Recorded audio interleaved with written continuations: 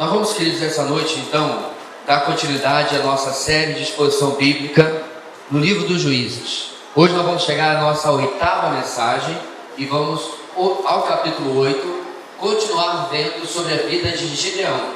Vamos encerrar, na verdade, hoje, a narrativa sobre Gideão, como nós falamos, que ocupa 3 capítulos, 100 versículos, e é aquele que tem a mais longa história dentro do livro dos Juízes.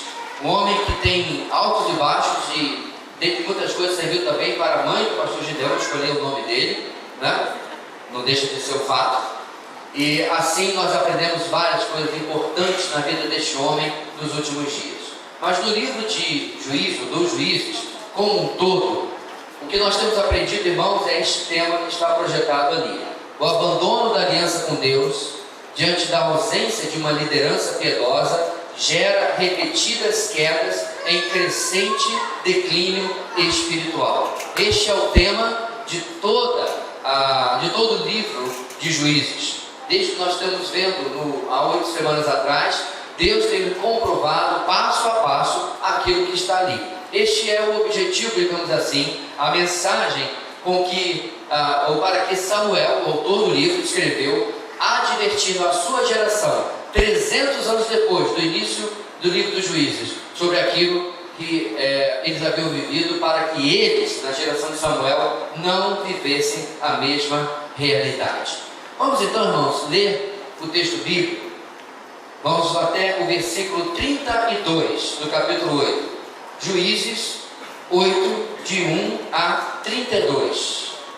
Dá uma olhada ao redor, se mais alguém precisa de uma Bíblia, se está sem uma Bíblia para acompanhar, e vamos juntos ler o texto bíblico de 1 até 32. Aliás, desculpe correção, irmãos, nós vamos inicialmente do 1 até o 3. Temos lido pausadamente, né? À medida que vamos cada divisão do livro ou do capítulo. Então vamos do 1 até o versículo 3.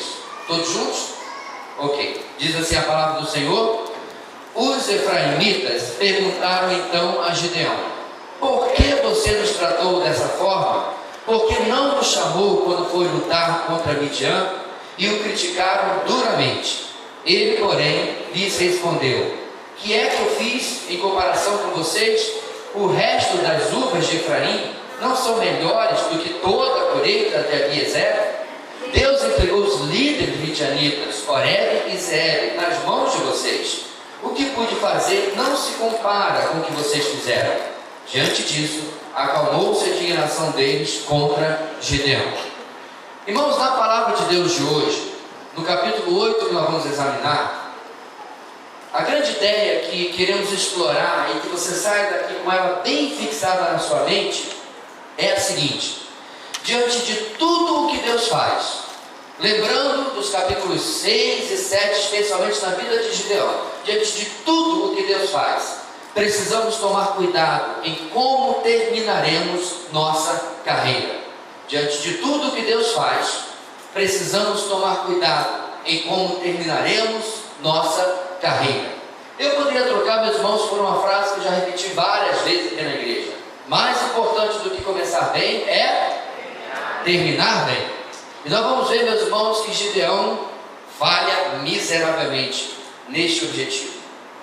Ele falha, meus irmãos, porque depois do sucesso que ele alcança, ele se esquece do porquê e de por quem ele alcança esse sucesso. E isso se torna uma armadilha, um tropeço na vida de Gideão. Portanto, diante de tudo que Deus nos faz, eu quero convidar você durante esta mensagem a ficar pensando nas grandes obras do Senhor na sua vida. Deixa a abertura do Mar Vermelho por um lado para lá, deixa, por favor, transformar a água em vinho. Não estou me referindo a esses grandes feitos, mas o que Deus tem feito na sua vida. Desde que você nasceu, como Deus veio conduzindo a sua vida até o dia que você se encontrou com Cristo como seu único e suficiente Salvador. E diante de tudo isso, precisamos tomar cuidado em como terminaremos nossa carreira.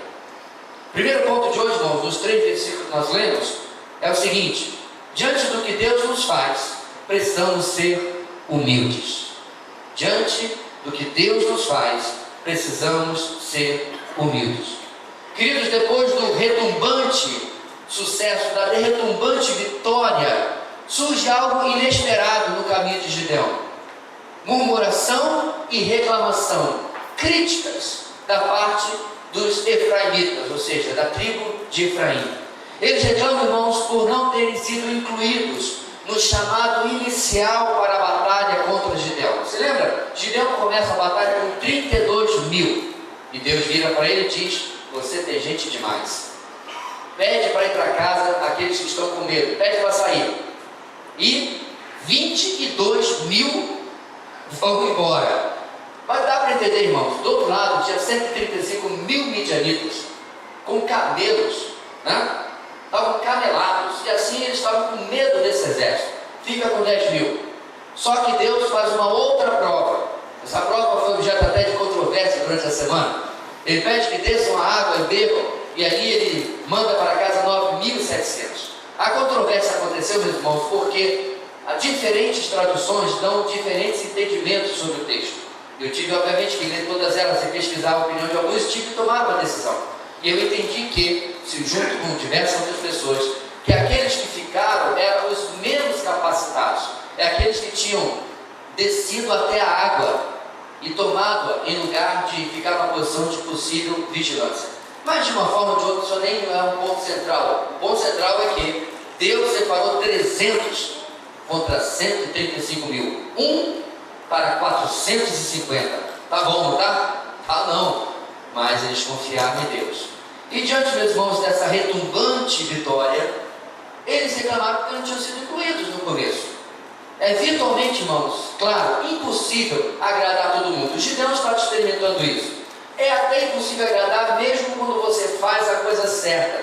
E ainda mais porque muitas vezes você terá que fazer aquilo que não parece ser o certo para alguns, ou mesmo para alguns outros, muitos. E você terá que insistir na sua ação, porque é aquilo que a palavra está lhe dizendo, que Deus está lhe dando convicção de que é o que você deve fazer. Nos versículos 2 e 3, diante da crítica, nós temos a reação de Gideão, e ela é surpreendente, e aponta, meus irmãos, para o quanto o seu ego, pelo menos até agora, havia sido trabalhado por Deus. Ele dá uma resposta, meus irmãos, branda, uma resposta humilde. Ele sabia, pelo menos demonstra isso, que a vitória não era sua, mas a vitória era do Senhor. E a resposta de Gideão até esse ponto é admirável. Ele diz: o resto das uvas de Efraim não são melhores do que todos da colheita de Abiezer. O que ele quis dizer com isso, irmãos? O que sobra da uva de vocês é melhor do que a nossa colheita toda. Vocês são superiores, vocês fizeram mais, vocês se destacaram mais. Dessa forma, ele reage com humildade. Gideão tinha a sua espada bem abdurada, mas ele resolve usar uma outra arma. Ele prefere usar a arma da humildade. Ele prefere, meus irmãos, experimentar a verdade que muito tempo depois seria escrita no livro de Provérbios 15, versículo 1, que diz o seguinte: a resposta calma desvia a fúria, mas a palavra ríspida desperta a ira. E funcionou. Exatamente como o texto de Provérbios diz, e Provérbios não é uma verdade absoluta, nenhum texto de Provérbios significa que sempre vai ser assim, certo? O Senhor Jesus respondeu de forma branda e acabou na cruz. Mas a verdade permanece, e isso deve ser o caminho que nós devemos seguir, e funcionou para Gideão.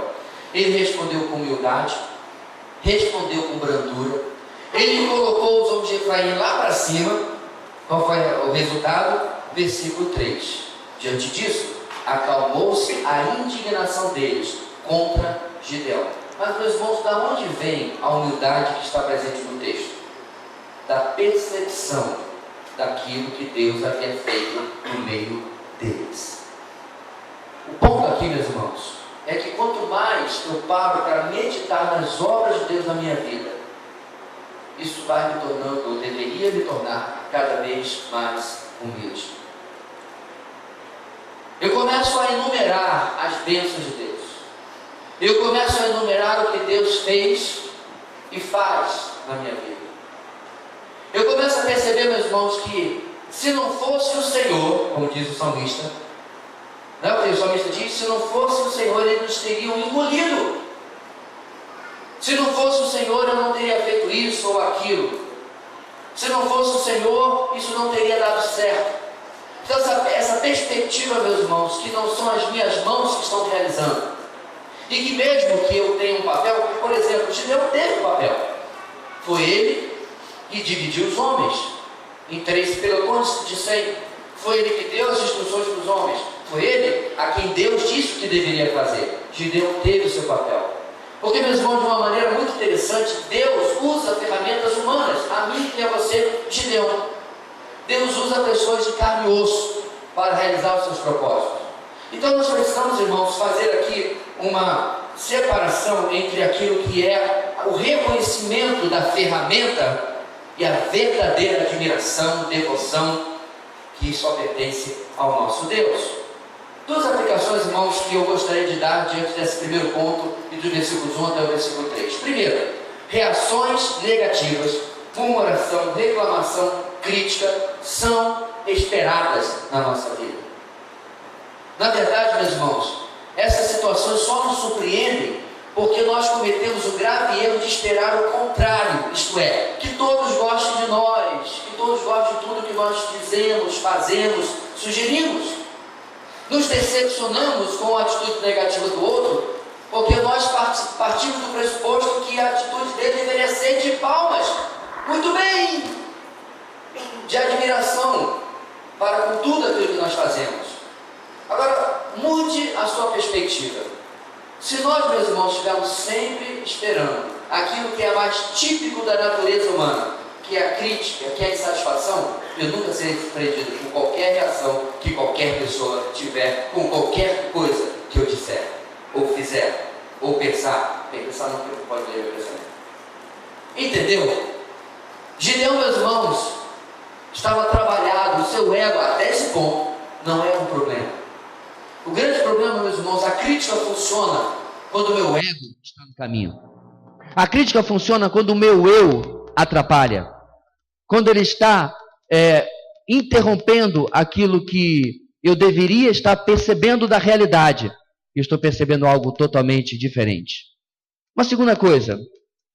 E quando as reações forem desagradáveis? A humildade é uma arma presente no seu arsenal? Quando a crítica vier, você pode sacar dessa arma, não foi a espada que Gideão usou, mas a arma da humildade para desarmar o lado de lá? Porque a palavra de Deus também diz que quando o teu inimigo tiver fome, dá-lhe de comer. Quando tiver sede, dá-lhe de beber. Fazendo assim, o que diz o texto, irmãos? Amontoarás brasas vivas sobre a sua cabeça. Você vai desconcertar o murmurador, o crítico, ou quem quer que seja.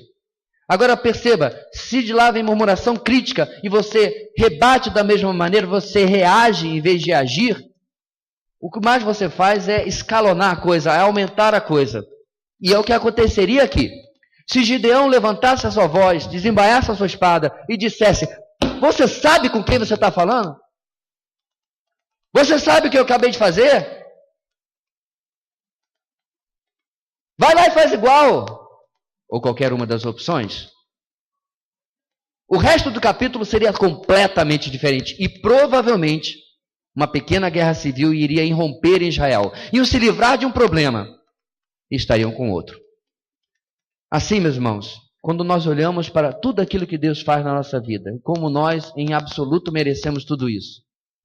Quando Gideão lembra que ele estava lá cuidando da colheita do seu pai, malhando trigo dentro do lugar de prensar uvas.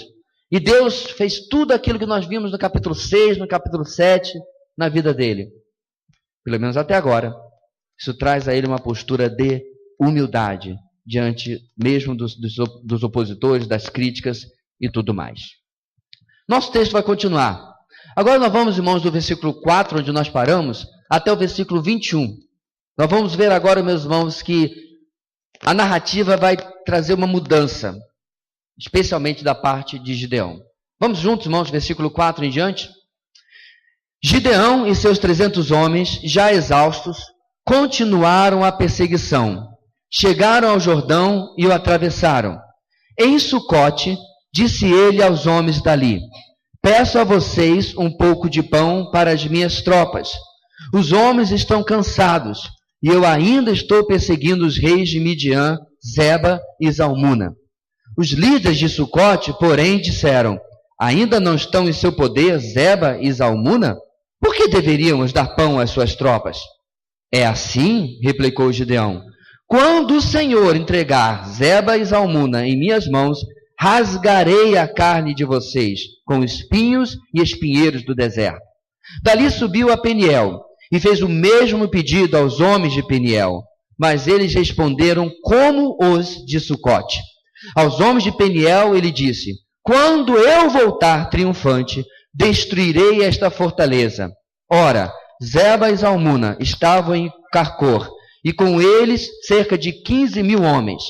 Eles foram todos os que sobraram dos exércitos dos povos que vinham do leste, pois 120.000 homens que portavam espada tinham sido mortos. Gideão subiu pela rota dos nômades, a leste de Noba e Jogbeá, e atacou de surpresa o exército. Zeba e Zalmuna, os 2 reis de Midian, fugiram, mas eles os perseguiu e os capturou, derrotando também o exército. Depois Gideão, filho de Joás, voltou da batalha pela subida de Eres. Ele capturou um jovem de Sucote e o interrogou. E o jovem escreveu para Gideão os nomes dos 77 líderes e autoridades da cidade. Gideão foi então a Sucote e disse aos homens de lá: aqui estão Zeba e Zalmuna, acerca dos quais vocês zombaram de mim, dizendo: ainda não estão em seu poder Zeba e Zalmuna?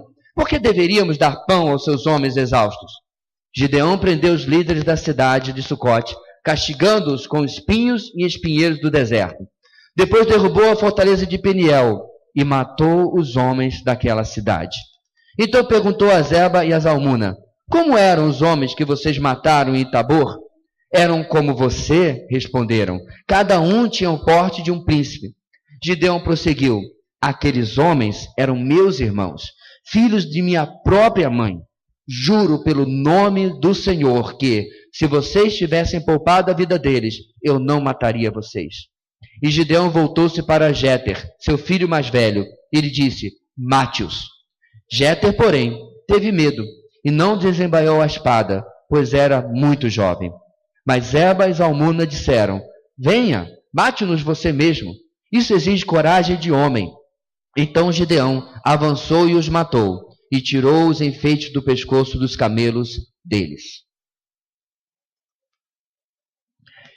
Em segundo lugar, meus irmãos, do versículo 4 até o versículo 21, a palavra de Deus nos ensina que diante do que Deus nos faz, precisamos manter o padrão de Deus ao completar a missão.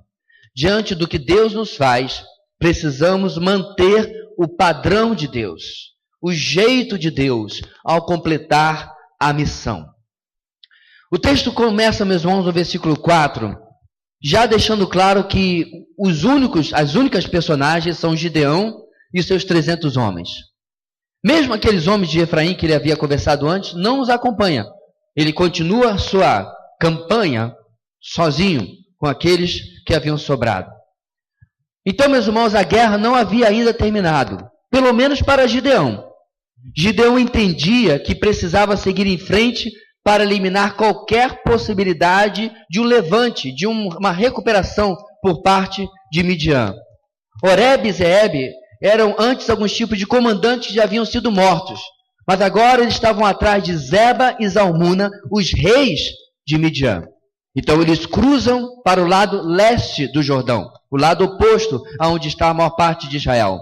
Eles estavam, irmãos, tão confiantes que é provável que esses nomes que nós estamos ouvindo tantas vezes nem sejam os verdadeiros nomes dos reis de Midian. Porque esses nomes significam sacrifício e abrigo recusado. É bem provável, meus irmãos, que os confiantes israelitas, super confiantes israelitas, tivessem dado apelidos para os reis de Midian.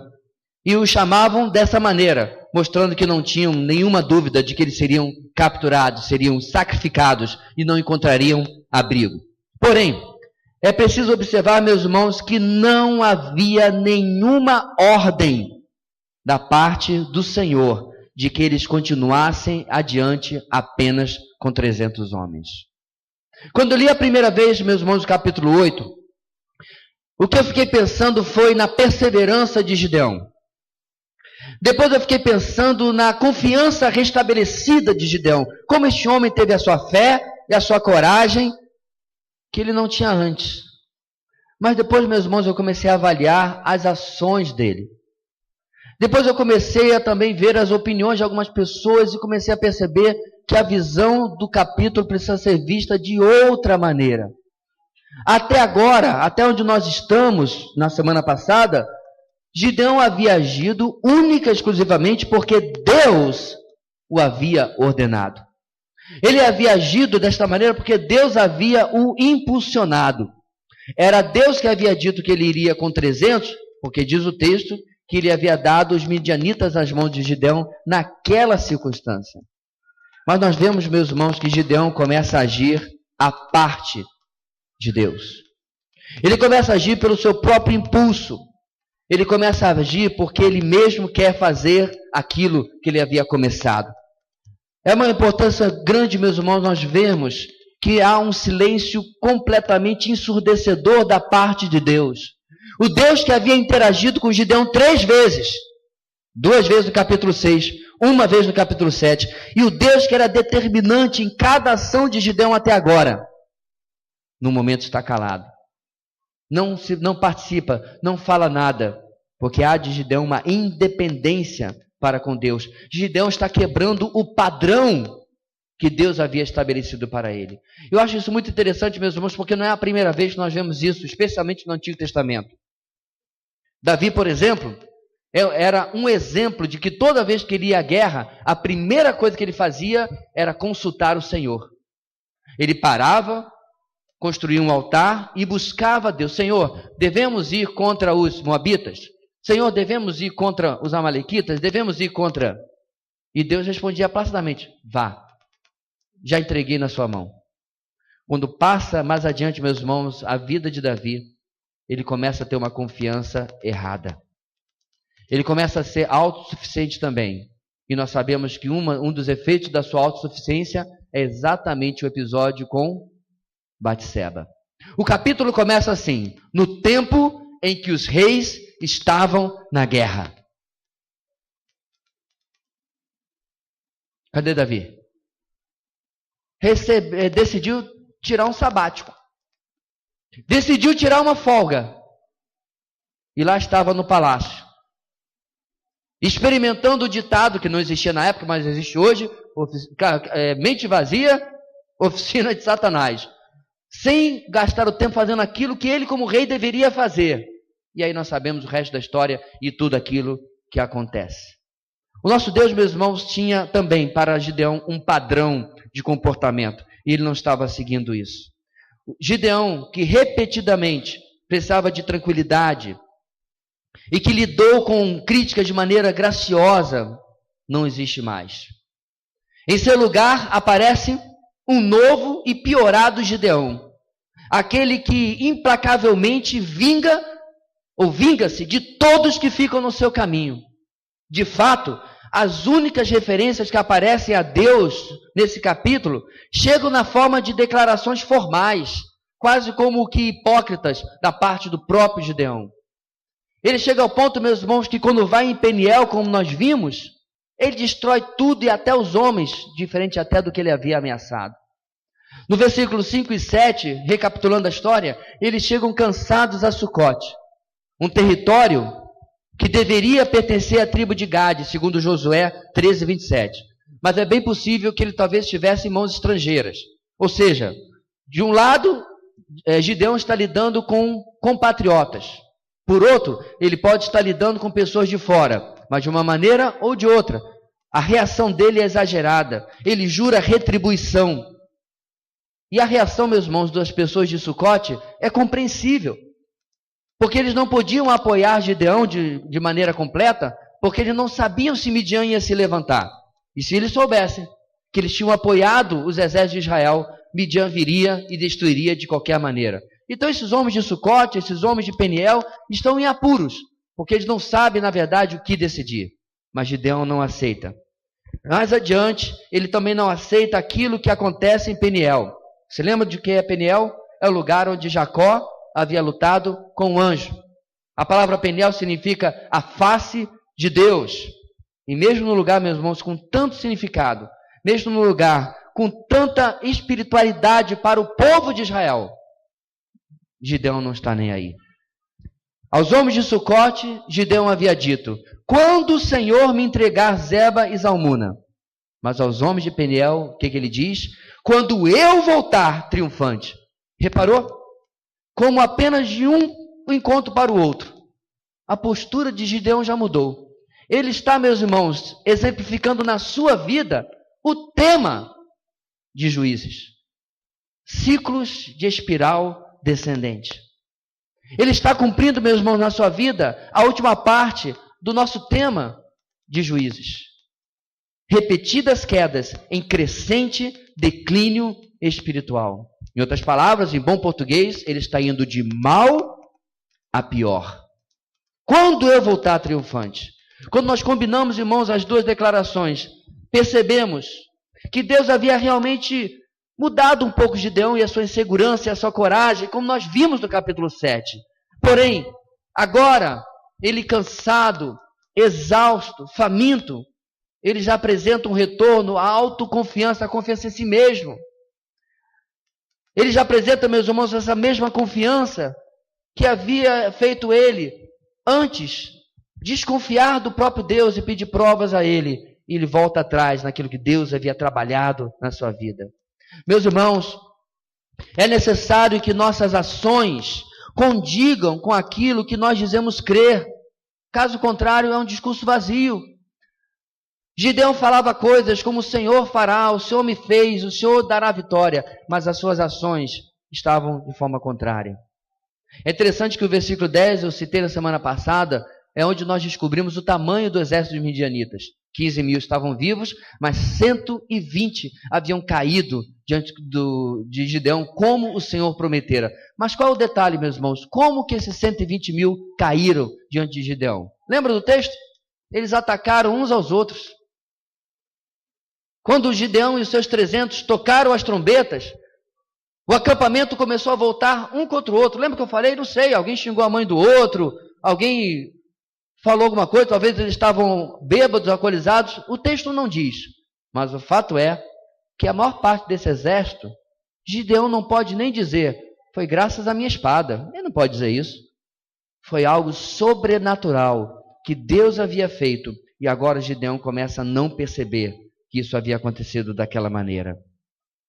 E chega no verso 12, Gideão é bem sucedido em capturar os reis midianitas. Agora, quando ele alcança isso, o que é de se esperar?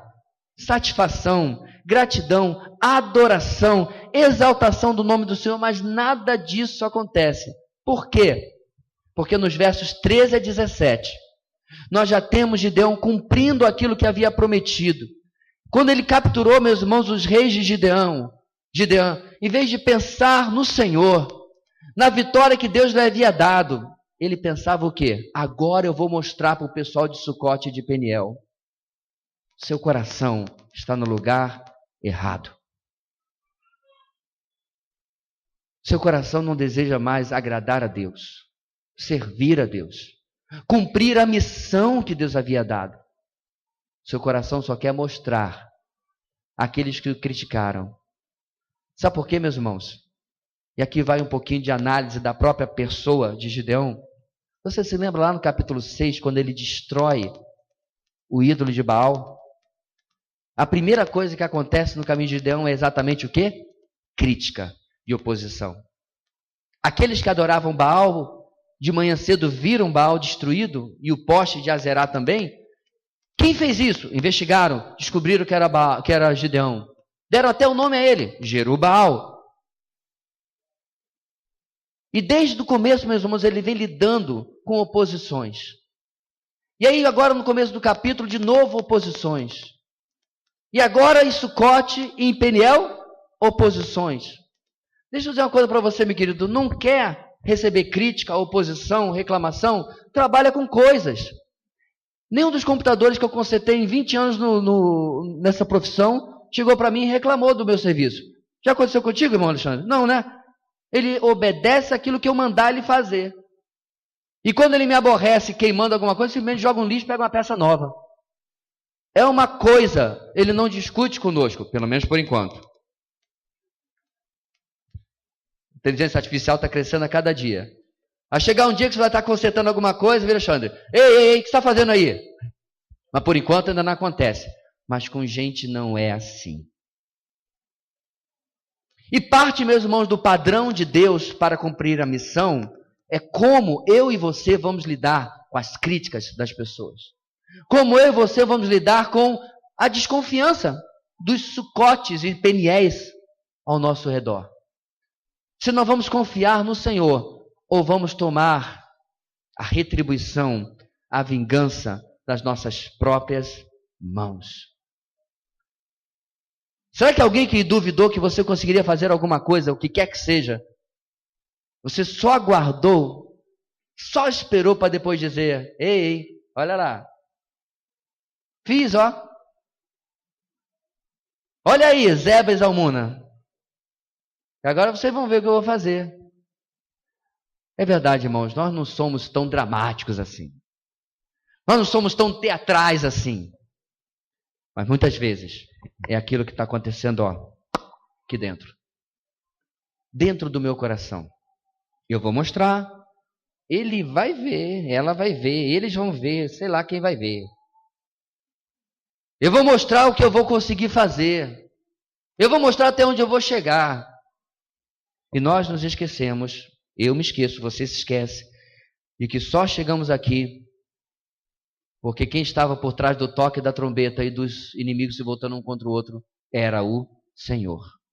Por isso, diante do que o Senhor tem feito, eu preciso manter o padrão, meus irmãos, da dependência, o padrão de confiar que vai continuar acontecendo pela mão do Senhor e não pela minha própria. Depender do que Deus está fazendo. E assim, meus irmãos, Sucote e Peniel encontram uma retribuição cruel e avassaladora, porque eles ousaram ir contra o grande Gideão. Nosso texto termina no versículo 18 a 21, com o final das batalhas. Gideão tem a oportunidade de se vingar daqueles que oprimiram Israel por 7 anos. E ele faz isso. Zeba e Zalmuna encontra o seu fim diante de Gideão. Aquele que tinha um apelido de sacrifício e o outro que era abrigo recusado, não possui mais nenhuma esperança diante de Gideão. É interessante, meus irmãos, que era só isso que ele deveria ter feito desde o começo, mas na dependência do Senhor, segundo as ordens do nosso Deus. Antes de nós continuarmos e lermos o resto do nosso texto, deixa eu destacar 2 coisas importantes. Primeiro, suas ações são um reflexo daquilo que você crê ou são um reflexo da sua incredulidade? Suas ações são um reflexo daquilo que você crê ou são um reflexo da sua incredulidade? Eu posso lhe responder que Gideão estava agindo como reflexo da sua incredulidade. Porque quando nós cremos na palavra e no Deus da palavra, nossas ações, nossas decisões, nossas atitudes, pensamentos são bem diferentes. O padrão é diferente. Gideão havia se firmado em si mesmo e se deixado levar pelas circunstâncias. Talvez ele tenha sido afetado, é verdade, pelo cansaço, pelo que estava exausto. Mas, irmãos, preste bem atenção. Cansaço, fome, a pressão das pessoas, a reclamação da esposa, TPM, omissão do marido, malcriação dos filhos, formadura de falar dos pais, a reclamação do patrão, pouco importa. Nenhuma dessas coisas serve como desculpas para o nosso pecado. Porque quando nós cremos de determinada forma, é o que cremos que determina a nossa reação diante de tudo isso que está acontecendo. Deixa eu confessar um pecado para vocês hoje. Fiquei extremamente irritado com a forma como dirigir o trânsito na nossa cidade hoje.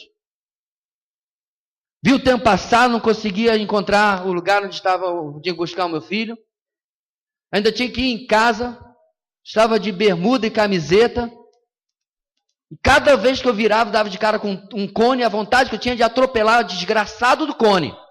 Não o soldado, pobre coitado, que estava lá só cumprindo ordens. A minha vontade é que não tivesse ninguém ali para anotar minha placa, eu saísse varando avenida e avenida, porque dei uma volta imensa, eu levei quase 35 minutos num negócio que eu deveria levar 10. Agora sabe de uma coisa, irmãos? A única pessoa que eu posso culpar é a pessoa que estava atrás do volante. Ninguém mais. Absolutamente ninguém mais. Não é a falta de tempo, não é o compromisso urgente, não é a incompetência do setor de transportes ou trânsito da nossa cidade. Sou eu. É na minha conta que eu acredito este débito. Gideão não poderia argumentar, não, eu agi assim porque eu estava muito cansado. Eu agi assim porque eu estava exausto. E nós também não podemos usar de outras desculpas na nossa vida para justificar as nossas ações. Vou repetir a lista que eu coloquei aqui, caso tenha passado um tanto quanto rápido pelo seu ouvido. Cansaço, fome, pressão dos homens, das pessoas, reclamação da esposa, sua TPM, omissão do marido, malcriação dos filhos, formadura de falar dos pais, reclamação do patrão, incompetência do funcionário, pouco importa. Você só é responsável por si próprio, tal e qual deveria ser Gideão. Segunda coisa, meus irmãos, o pecado possui uma natureza magnética, como uma órbita, que nos puxa. Uma vez capturados por sua atração, se não nos libertarmos, tal como Gideão, vamos de mal a pior. Até o ponto de não apenas nós derrubarmos uma torre de Peniel, mas também de matar todos os homens, mesmo que essa não fosse nem sequer a nossa ameaça. O ponto aqui, meus irmãos, pecado não confrontado vai sempre escalonar, vai sempre crescer. Não negocie com o pecado. Meta uma bala calibre 66 no meio da testa dele. Não tenha pena, pecado não tem pena de mim e de você. A carne não se converte. Eu estou achando a minha carne hoje mais santificada do que ontem. É mentira. Se a carne não está tendo efeito na sua vida, irmãos, como estava tendo ontem, é pela graça de Deus, você que está mais debaixo da influência do Espírito Santo. A carne continua a toda a prova fazendo aquilo que lhe cabe. Portanto, o pecado vai nos atraindo, nos trazendo, nos magnetizando para outro pecado. Diante do que Deus nos faz, precisamos, em primeiro lugar, precisamos ser humildes. Em segundo, precisamos manter o padrão de Deus ao completar a missão, coisa que Gideão não fez. Mas o texto vai continuar, meus irmãos. Agora, do 22 ao 32, vamos ver como termina a história de Gideão. Diz assim a palavra do Senhor, toda a igreja junto comigo. Os israelitas disseram a Gideão: reine sobre nós, você, seu filho e seu neto, pois você nos libertou das mãos de Midian. Não reinarei sobre vocês, respondeu-lhe Gideão, nem meu filho reinará sobre vocês, o Senhor reinará sobre vocês. E prosseguiu: só faço a vocês um pedido, que cada um de vocês me dê um brinco da sua parte dos despojos. Os ismaelitas costumavam usar brincos de ouro. Eles responderam: de boa vontade os daremos a você. Então estenderam uma capa, e cada homem jogou sobre ela um brinco tirado de seus despojos. O peso dos brincos de ouro chegou a 20,5 kg, sem contar os enfeites, os pendentes e as roupas de púrpura que os reis de Midian usavam, e os colares que estavam no pescoço de seus camelos. Gideão usou o ouro para fazer o manto sacerdotal, que ele colocou em sua cidade em Ofra. Todo Israel prostituiu-se, fazendo dele objeto de adoração, e veio a ser uma armadilha para Gideão e sua família. Assim Midian foi subjugado pelos israelitas, e não tornou a erguer a cabeça. Durante a vida de Gideão, a terra desfrutou paz 40 anos. Jerubaal, filho de Joás, retirou-se e foi para casa, onde ficou morando. Teve 70 filhos, todos gerados por ele, pois tinha muitas mulheres. Sua concubina, que morava em Siquém, também lhe deu um filho, a quem ele deu o nome de Abimeleque. Gideão, filho de Joás, morreu em idade avançada e foi sepultado no túmulo de seu pai Joás em Ofra dos Abiesritas. Em terceiro e último lugar, meus irmãos, diante do que Deus nos faz, precisamos cuidar com as armadilhas no final da carreira. Diante do que Deus nos faz, precisamos cuidar com as armadilhas no final da carreira. O texto começa no versículo 22, meus irmãos, na nossa narrativa, com duas curvas descendentes. Curvas para baixo. A popularidade de Gideão havia crescido em face da incontestável vitória sobre os midianitas. Porém, isso se tornou uma armadilha para Gideão. Primeiro, a primeira curva, os israelitas tomam uma atitude reprovável ao pedir que Gideão e seus descendentes reinassem sobre eles. Prometem, oferecem a ele uma dinastia. Algo, meus irmãos, que o Senhor não havia autorizado. Não consultaram ao Senhor. Eu tenho absoluta certeza que, tal e como Débora era uma profetisa, mesmo no dia de Gideão, havia alguém que eles pudessem consultar e perguntar ao Senhor: Senhor, o Senhor abençoou tanto a Gideão, será que ele não pode reinar sobre nós? Mas eles não fizeram isso. Então a primeira curva para baixo, meus irmãos, é essa decisão independente, rebelde da parte do povo. Durante a narrativa sobre Gideão, em todas as 6 ocasiões anteriores, o livramento sempre era atribuído ao Senhor. Era o Senhor quem era colocado como o protagonista da derrota dos midianitas. Mas agora, meus irmãos, olha só o versículo 22. Reine sobre nós, eles disseram. Você, seu filho, seu neto, pois você nos libertou das mãos dos midianitas. Você começa a perceber, meus irmãos, como que o povo havia já perdido completamente a percepção do que havia realmente acontecido. Ora, bola, será que você precisa ser tão esperto assim para perceber que 300 homens contra 135 mil e matando 120 mil na primeira leva não tinha como ser atribuído a Gideão? Não tinha como ser atribuído àqueles 300 homens? Mas é isso exatamente que ele fala. Não mais o Senhor, mas você, Gideão, nos libertou das mãos de Midian. Esta reação dos israelitas, meus irmãos, não é absoluto algo que deve nos surpreender. Sabe por quê? Porque Gideão decidiu resolver o assunto com as suas próprias mãos, como nós vimos no ponto anterior. Gideão preparou o cenário para essa conclusão lógica. Porque ele seguiu adiante, ele estabeleceu um modelo igual ao dos reis ao seu redor. Então a admiração que surge vem das atitudes do próprio Gideão, que representou esse papel que levou esses homens, os israelitas, a fazer esse pedido. O comportamento de Gideão errado, independente de Deus, já preparou essa situação. A resposta de Gideão, meus irmãos, parece uma resposta nobre, parece. Qual a resposta dele? Ele diz: não reinarei sobre vocês, nem meu filho reinará sobre você. O Senhor reinará sobre vocês. Bonito, né? Mas não é, meus irmãos, em absoluto uma resposta nobre. Sabe como nós sabemos? Porque o texto não para aí. Se o texto parasse aí e viesse a afirmação, e vieram 40 dias de paz e acabou, mas o texto infelizmente continua e nos traz a segunda curva para baixo. A segunda curva é a seguinte: por algum motivo, meus irmãos, que eu não consigo compreender.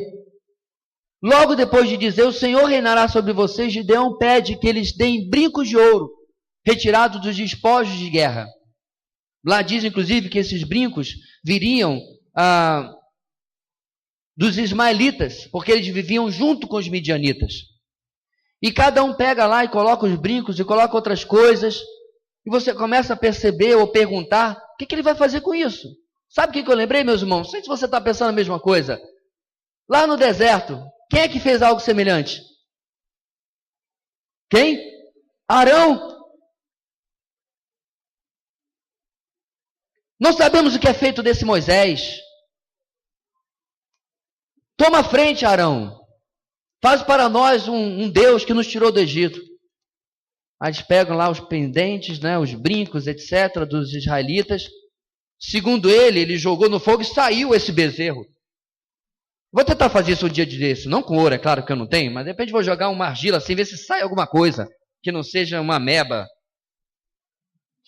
Cara de pau, Arão, né? Saiu esse bezerro aí. E diz, meus irmãos, o texto que o povo não apenas adorava o bezerro, mas ele estava vivendo ou estava passando por uma festa com orgia. É isso que o texto bíblico quer dizer. Da mesma maneira agora, não é mais um bezerro, mas ele faz um manto ou um colete sacerdotal. Meus irmãos, isso é terrível. Não apenas por aquilo que acontece depois, mas esses 20 e poucos quilos aqui são usados para fazer algo que Gideão não tem direito. Qual é a tribo de Gideão, irmãos? Você lembra? Puxa da memória, está no texto. Efraimita, isso, ele é de Efraim. Ele não é levita. Ele não é da descendência de Arão. Ele não tem direito sacerdotal. Ele não pode ocupar este lugar que agora ele dá a impressão aos outros que ele vai ocupar.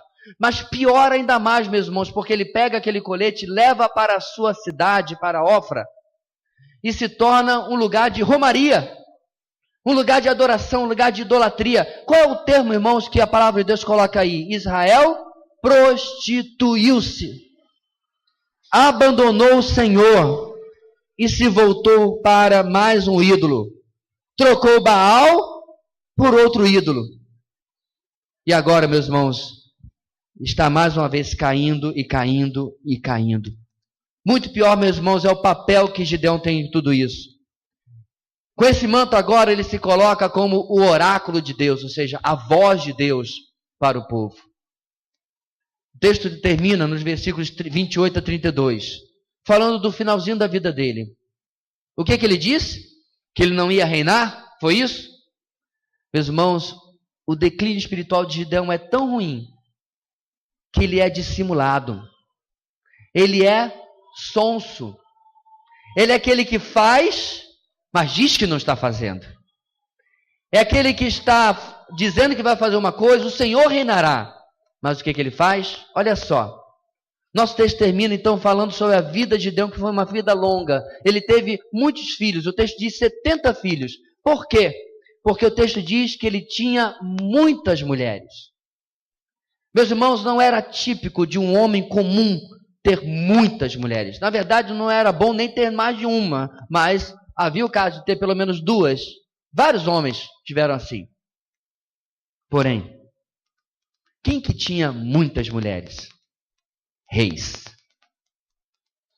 Você está vendo, meus irmãos, como Gideão diz, não, eu rei? Quem sou eu? Aqui está o harém. A mesma coisa que os reis dos povos ao redor faziam, Gideão faz. Você entendeu agora o manto sacerdotal? É a roupa especial que os reis tinham. Gideão tem o seu também, a sua roupa especial. Mas a prova cabal, meus irmãos, não é isso. A prova cabal é que de 70 filhos, quando Samuel escreve esse texto, ele destaca que ele teve uma concubina e com ela teve um filho. Qual é o nome desse filho? Abimeleque. Adivinha só o que significa o nome desse filho? Ab, pai, e meu, Melech, rei. Meu pai é rei. Gideão, você é rei? Eu? Não. Eu não. Abimeleque, vem cá falar para esse homem que eu não sou rei.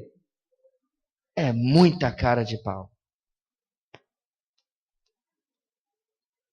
Gideão foi caindo, irmãos, numa armadilha após a outra.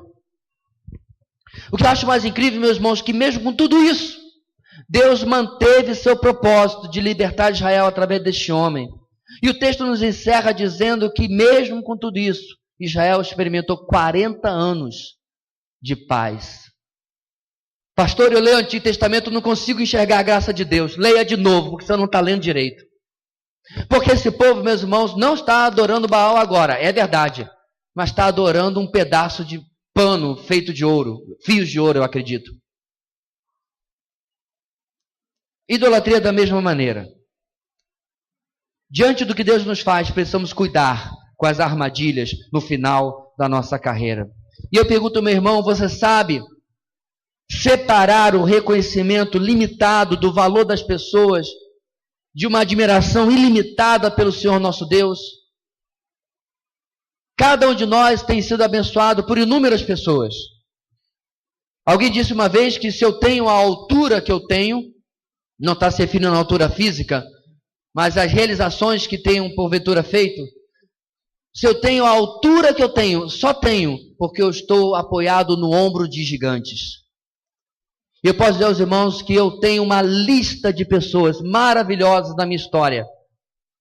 Miseráveis pecadores, mas salvos pelo sangue de Cristo e que se deixaram ser usados, inclusive, na minha vida. Nessa semana eu coloquei no grupo da igreja uma frase de Howard Hendricks. Você deve lembrar dela.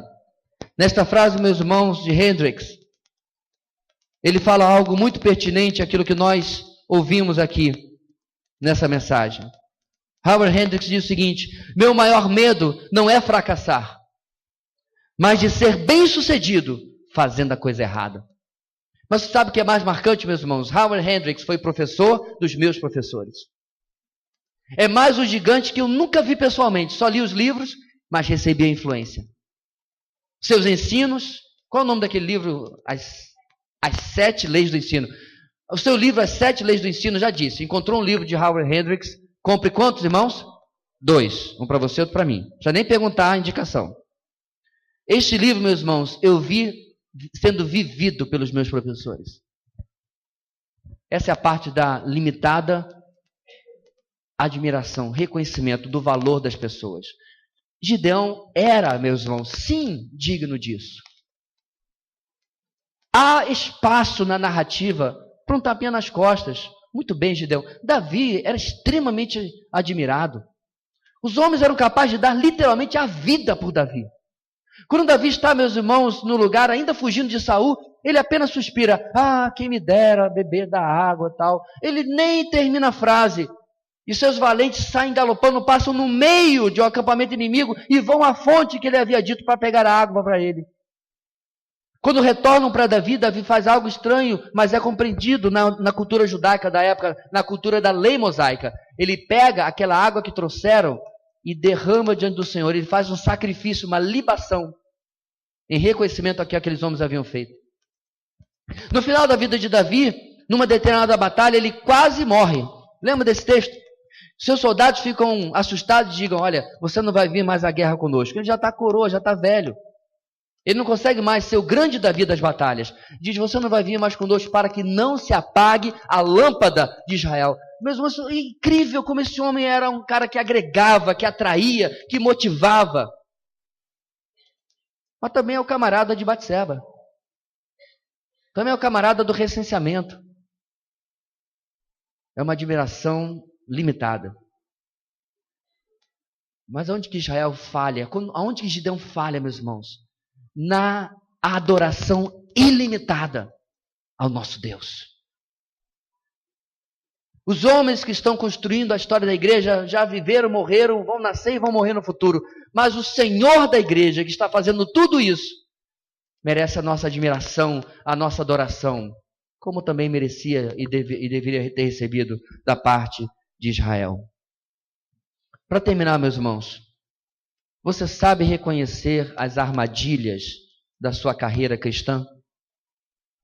As armadilhas podem aparecer na forma de elogios, de pressões, do crescimento da sua capacidade pessoal, no crescimento dos seus recursos financeiros, do crescimento do seu conhecimento, até mesmo bíblico. Richard Foster escreveu há cerca de 25 ou 30 anos atrás ou mais, um livro sobre as 3 principais áreas onde as pessoas caem, onde as pessoas comprometem os seus princípios, onde as pessoas encontram armadilhas. O nome do livro é Dinheiro, Sexo e Poder. Se Richard Foster está correto, irmãos, quais são algumas armadilhas que podem ter surgido na sua vida em uma ou mais dessas áreas?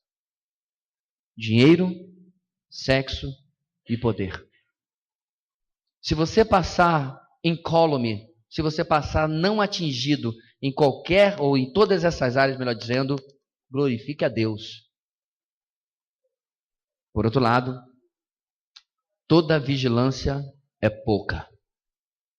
Porque a palavra de Deus, meus irmãos, e Coríntios nos fala isso, foi registrado para isso, a palavra de Deus, como um aviso de como é fácil começar bem, mas não terminar bem. Diante de tudo o que Deus nos faz, precisamos tomar cuidado em como terminaremos nossa carreira.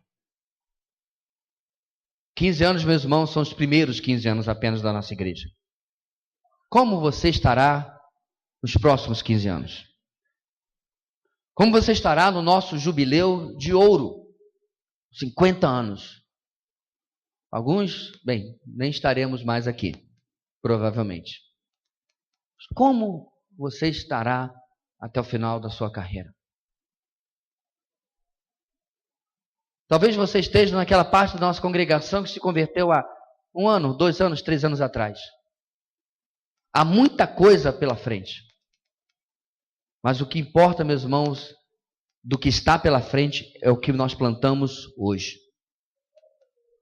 Como hoje colocamos os fundamentos, o baldrame da nossa vida, de uma maneira que, diferente de Gideão, nós possamos terminar de uma maneira bem diferente. Que Deus, irmãos, tenha misericórdia de nós e nos ajude para que isso se torne realidade e verdade na vida de cada um de nós. Vamos orar? Senhor nosso Deus, muito obrigado pelo exemplo do teu servo do passado, naquilo que ele foi um bom exemplo, naquilo que ele foi um exemplo não tão bom assim. Em tudo, ó Deus, o maior exemplo, na verdade, é o Senhor. Como o Senhor realiza com a tua poderosa mão os teus feitos, como o Senhor é gracioso, misericordioso, como o Senhor tolera, às vezes, o que talvez nós nem tolerássemos. E como, ó Deus, preservas esta narrativa para nos advertir sobre a nossa própria vida. Assim, querido Deus, clamamos para que tu nos ajude a continuarmos marchando na nossa caminhada, atentos às armadilhas que o mundo, a carne e Satanás colocarão no nosso caminho, para que nós possamos, no poder do teu Espírito, na convicção da verdade da tua palavra, desarmar tais armadilhas, destruí-las, levando cativo todo pensamento à obediência de Cristo. É isso que nós oramos, ó Deus, no nome do Senhor Jesus. Amém e amém.